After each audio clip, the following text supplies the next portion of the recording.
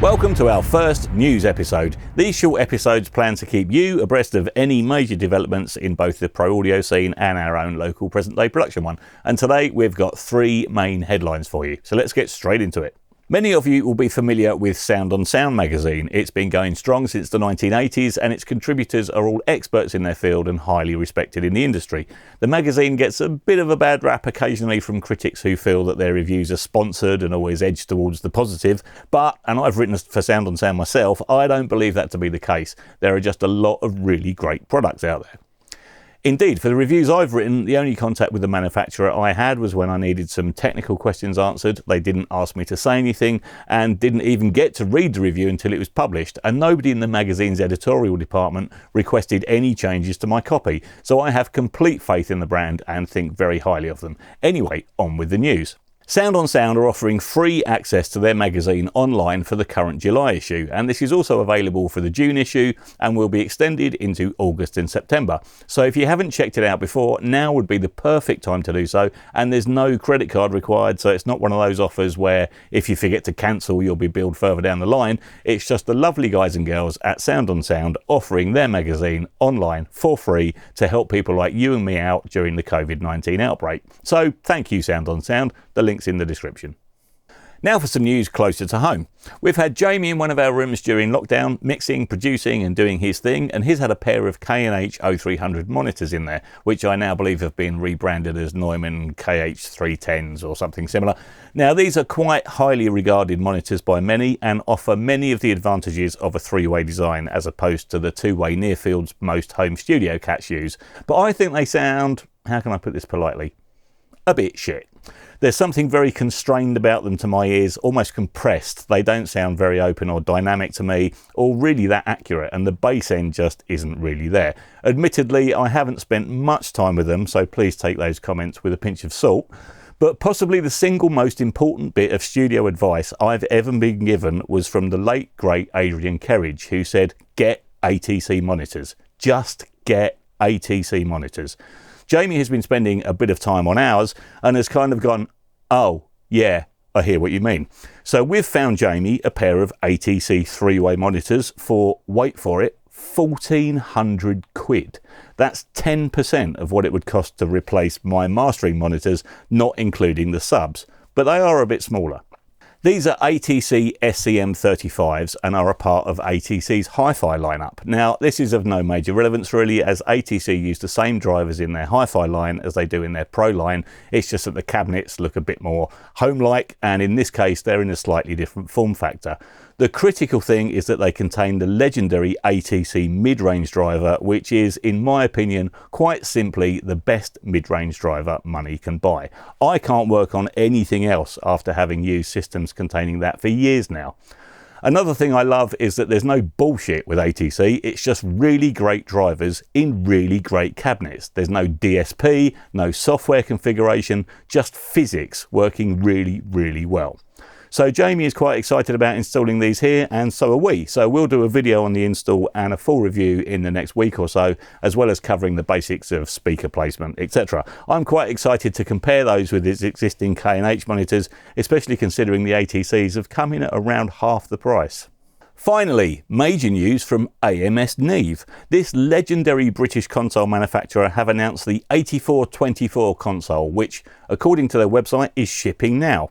I must admit, when I first saw this, I thought, that looks the nuts. So, delved a bit deeper into the specs, which are off the charts. And by that, I mean literally off the charts. There aren't any specs of note, at least as far as I can see. It seems to be largely based on their successful Genesis Black module, but missing a few key features.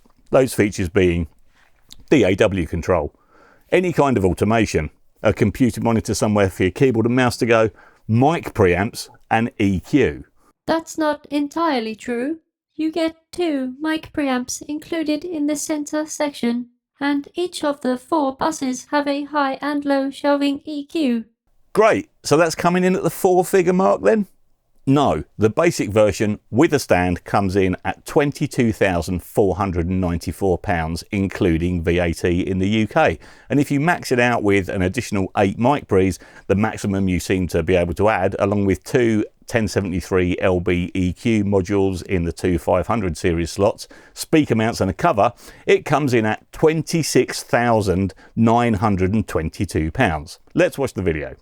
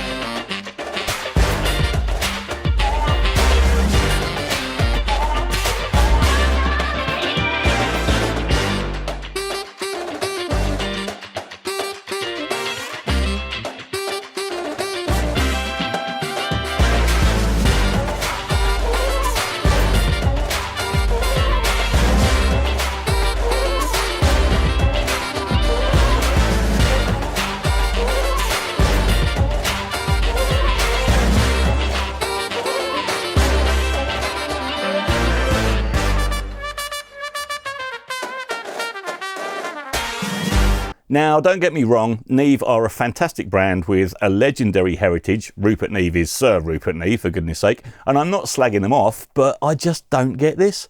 I don't understand why anyone would want to pay north of 20k for a desk that does, well, apparently largely nothing. It seems to have some great summing capabilities and it looks really, really cool, and you can clearly integrate a large amount of outboard that you may have amassed over the years, but 2 mic pre's and 4 shelving EQs. I don't get it, but there do seem to be some features that are new to me. For example, 1073 preamp sound. Not quite sure what that is. Facilitatingan. It's got balance jack input, son. Maybe an audit of the mobile site required there, Neve. We've seen similar products from other manufacturers in the past few years. API's The Box and SSL's XL Desk spring to mind. These are also basically summing devices with faders.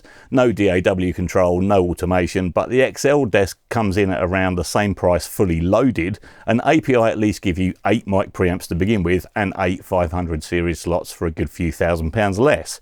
I'd love to see console manufacturers come up with something new, something revolutionary. I know that's hard in the studio world as everyone seems to be resolutely stuck in 1976, but take a cue from the film industry. Look at what Blackmagic Design are doing with their Fairlight consoles, and look at what's happening in the live world. SSL, you're making some incredible live desks. Can we please see some of that filtering through to the studio world?